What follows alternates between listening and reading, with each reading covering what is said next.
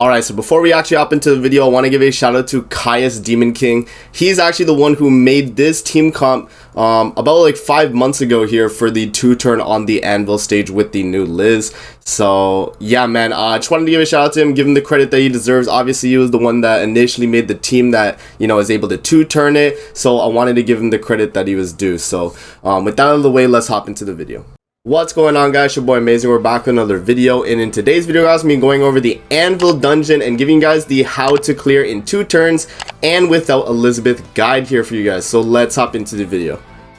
Alright, so we're not going to waste any time, guys. Let's hop in and talk about the team comps first, and then we'll actually show you guys the teams in play so you guys get an idea of how to actually run the teams. Alright, so this is the first team right here. We have Fez King, Hendrickson, Green Gother, and Red Liz in the backline. So this team here is going to be the with Liz team, which is going to be a guaranteed 2-turn clear team on auto. You actually do not have to manually use cards with this team. You can auto with this team, which is a pretty nice thing about just having the Liz. If you guys don't know what the Liz does, I explained it in my SA Coin Dungeon video. But Liz, when an ally uses a skill in the time limit dungeon, it deals an additional damage equal to 40% of the enemy's HP increased by unique or a buff. So anytime they have like a little gray HP buff, or if they just have like increased HP through their unique, that's when they're basically going to get cucked by this Liz in the backline, and she's going to make it so that every character on the field is going to deal a lot of damage. So in terms of gear sets on the team here that we got going, Green Gother is actually going to be running HP defense with just the regular you know, HP defense roll, so attack, HP, and defense percent. And then in terms of Hendrickson's gear, I do not have UR gear for him. I just gave him my best attack crit set. So we have my Escanor attack crit with the attack percent rolls. And you can see it's just a regular attack crit, and I don't think my Hendrickson like has too many outfits anyway. So you know, I mean, he kind of does, okay. But you know, I don't think you really need outfits on Hendrickson. You kind of just want Henderson on the field just so he's able to apply these debuffs just in case the boss lives. So, you know, worst case scenario, I think this team is a 2.5 turn clear. So it could either be a 2.5 turn clear or a 2-turn clear consistently on auto, which, you know, is definitely the key about this team. And then in terms of the gear on Festival King here, we're running attack crit damage. Pretty standard, you know, like everyone runs attack crit on King, and then as I explained in my SA Coin Dungeon video, just super standard attack percent, defense percent, HP percent on the rolls. Nothing crazy. That's going to be the team right there with the damage dealt card set. Moving into the no Liz team here, it's going to be the exact same strategy actually as the SA Coin Dungeon, but the difference is with the, you know, Festival King on this fight is that Festival King on this stage does not need to, you know, get ult sealed. He can actually just push his ult instantly, and then you can move into the next phase. Alright, and for the no Liz team here, we're actually going to be running Festival King, Green Arthur, Green Gother, and Death Pierce backline. The exact same team actually as the SA Coin Dungeon team, and in terms of like the strategy, it's actually basically the same, because like in Anvil Dungeon you do not get ult sealed, so you actually have a lot more leverage in terms of pushing ults. And so in this fight you can actually push both King ult and Arthur ult so that Arthur is able to kind of help your King out on the final phase there in terms of getting damage. I think dupes are a lot more important on this you know, stage compared to the SA Coin Dungeon stage, because the SA Coin Dungeon stage is only 1 enemy, while on this stage is actually 3 enemies in total. So having, you know, more enemies is going to make it so that you need more dupes on King to actually perform pretty well. But in terms of like the dupes, I'd say 5 out of 6 or 6 out of 6 is probably recommended. You can run Rimuru probably, and he would do pretty well as well. I'm not too sure though, like, you know, correct me if I'm wrong. I've not tested Rimuru, I've only really tested Festival King. And then you do have Arthur right here, and then Green Gother with the Death Pierce in the backline. So with the exact same card set, by the way, same exact gears as last time. So, you know, attack defense for HP percent on the rolls, and then HP defense, attack crit, and then no gear needed on Death Pierce. So that's going to be the teams right there. Let's actually hop in. Let's do the with Liz team first, guys. So I'll show you guys that run first, and then we'll actually hop into the no Liz team comp as well. Alright guys, so one thing to note about the Anvil dungeon, which is a lot better than the SA Coin Dungeon per se, is that the Anvil dungeon doesn't require you to clear within 30 minutes. You actually have a full day to clear the Anvil dungeon. So in terms of speed, you don't really need to be clearing as fast as like these teams in this video. But you can definitely just use, like, you know, the Liz team without Liz. Let's say like just as an example, like you could use this team right? You could use this exact same team without Liz in the backline, and you can clear, you know, obviously it would take a lot longer, but you could definitely still clear the fight as well. So take that into account, guys. You don't need a rush time in terms of clearing, just kind of like the SA coin dungeon. This dungeon, you do not have to worry about that. This is just if you want to min-max, get done your Anvil dungeon as fast as possible so you can continue playing Grand Cross and doing other things. So let's actually hop in, and I'll show you guys the first team being the Liz team.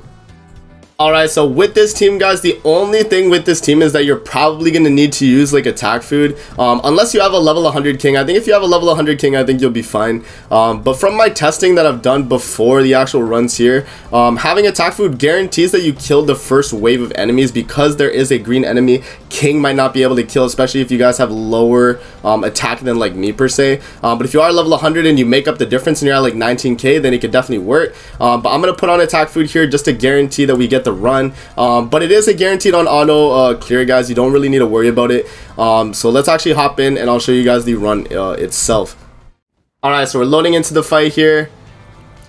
Once we load into the fight, guys, it's going to be on auto, and how the game actually works on auto when you have it in this formation is that it's going to prioritize the farthest character to the right's cards, but specifically a debuff skill first and then following up by regular attack skills. So the reason we have our team set up in this manner is so that the AI actually prioritizes using Goat or Dissolve and then following up with the king attack cards right after that, because we do want to actually save Hendrickson's cards for the next phase, because his cards are actually going to be very beneficial in doing a lot of damage on this part of the fight. So you guys will see here, we actually did top deck a pretty decent hand, and so what's going to happen here is that we're actually going to follow up with the Hendrickson AoE and then double king attack cards right there. So you can see Hendrickson does a lot of damage, so if king is not able to kill with these attack cards right here, the shock damage from the card itself that Hendrickson used will actually be able to kill the boss right there. So if you guys aren't able to kill you know, in one run right there, the after effects from the bleed or the shock that Hendrickson does will be enough to do enough damage basically to kill, which is pretty cool, man, which I actually do like about this team. So it's, you know, worst case scenario, it's a 2.5 turn clear. Best case scenario, it's a 2 turn clear with this team. Alright, guys, so now we're going to be using the no Liz team here. So with the no Liz team, you have two options in terms of things you can run for the fight. You can either run alt gauge food if you want, or you can decide, or you can opt to not using alt gauge food. If you don't run alt gauge food, you're going to have to stall an extra turn, but it doesn't really matter in terms of, you know, clearing. If you do want to clear a little bit faster, again, use alt gauge food, but if not, you don't need to, and you can still clear perfectly fine. You actually do increase the amount of damage you do if you don't use alt gauge food because of the Gilter stacks you stack. So it's up to you if you want to do it. If your king's strong enough, you definitely can put alt gauge food. But for this video, I'm actually not going to put any alt gauge food for this team specifically, and we're going to actually show you the run itself. Alright, so we're loading into the fight here. And let's actually see what card draw we actually start with here so we can see what we're able to do. Okay, so what you're going to want to do, guys, when the moment you load in, you can't unfortunately auto with this team. I mean, you probably could, but it wouldn't be like too efficient, obviously, right? So what you want to do is you just want to start moving king cards like you were on the other fight, basically. And how it works is that you're going to be able to basically get king ultimate, and you're not going to get sealed like the other fight, right? Which is a good thing. You're not actually going to get sealed. I do like that about this, is that you don't really have to worry, right? So what I'm going to do here is I'm going to move these two cards, and then we're going to move Arthur twice, or we're going to move Arthur once there, right? So we'll have the ultimate on king, and the reason we're starting to move Arthur, which you guys will see on the next phase, is very important. You definitely want to make sure you push up Arthur at least 2 more gauge. So what I'm going to do here, we're actually just going to move twice, and then we're just going to waste a king AoE. And what's going to happen here is that now we're actually going to top deck the king ultimate, right? Which is going to be very important. So let's see here. So he does his single target. He does his single target again. And then he follows up. So now that we have the king ultimate here, we almost actually killed there. So might not be a good idea using king attack card there. But now we have king ultimate. So we're going to use king ultimate, right? Which is going to be very good. We're going to just waste Arthur cards to get his ultimate for the next phase. So I'm going to drop the ult with king there. It's going to do 1,000,000 damage, which is pretty good. And then moving into the next phase, we're going to actually ult with Arthur on the guy in the middle so that the Abyss effect can actually kill everyone on the field. Because you guys will see that this guy here in the middle actually has an insane amount of HP. You guys can see 800k HP is definitely not enough from a king ult to do enough damage on him. So if you have a Arthur ultimate here, if you follow up, all you have to do is drop the Arthur ultimate, right, it's going to do half his health, and then the Abyss will actually just wipe everybody on the field, as you guys can see. So if you want to guarantee the, you know, the clear as quick as possible, really, you definitely want to have the Arthur ultimate going into the next phase. So, you know, get your Arthur to around like 4 gauge on his ultimate move gauge, and then make sure King has his ultimate killing the phase before, and then you'll be basically perfect. You'll be perfectly fine clearing the fight from there, man. You just have to make sure you target the guy in the middle, and then and you know, your runs are going to be super quick.